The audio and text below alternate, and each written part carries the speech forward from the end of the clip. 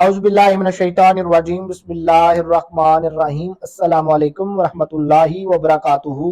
आपका host and दोस्त doctor Mohammad Tayyab आपकी खिदमत में हाजिर है। आज हम बात करेंगे इस्तक़रार हमल के अमदादी तरीके।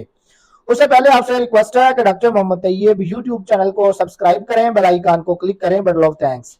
जब एक जोड़े के यहाँ बावजूद कामयाब मशरत के औलाद पैदा ना हो रही हो तो इसकी वजूहात का तयन किया जा सकता है। में खराबी मर्द की तरफ से भी हो सकती है और औरत की तरफ से भी हो सकती है। आज की इस जदीद दुनिया में अद्वियाती इलाज के साथ इस्तक़रार अमल की अमदादी तरीके राइज हैं। इसमें चंद का जिक्र हम आपके साथ कर रहे हैं। नंबर 1 में आता है मसनूई तरीके से खावन की मनी दाखिल करना, स्पर्म को बतौर अतिया पेश करना। नंबर 3 में आता है ओवम को बतौर अतिया पेश करना। नंबर 4 में आता है बार आवर ओवम एम्ब्रियो का अतिया देना। नंबर 1 में आता है खावन की मनी मसनूई तरीके से दाखिल करना।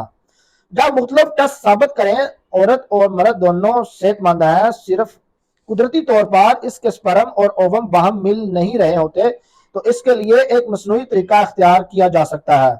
यूं कहा जाता है कि खावन की मनी सीमन हासिल की जाती है और इसकी बीवी के रहम के मुंह पर एक खास चीज में डालकर रख दी जाती है।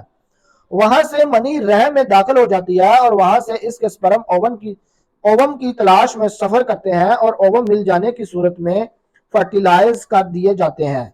इसमें एक तरीका यह भी इख्तियार किया जाता है कि खावन की मनी को हासिल करके बजरिया सिरिंज रहम के मुंह के अंदर डाल दिया जाता है।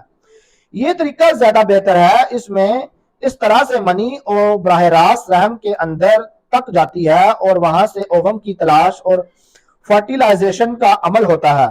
इस अमल की कामयाबी के लिए ये अमल इस वक्त किया जाता है जब डॉक्टर का हिसाब और टेस्ट बता रहा होता है कि ओवम खारिज हो चुका है। जैसे ही बजरिया टेस्ट तस्दीक होती है ओवम खारिज हो चुका है, खावन की मनी को अंदर दाखिल करने का इंतजाम किया जाता है।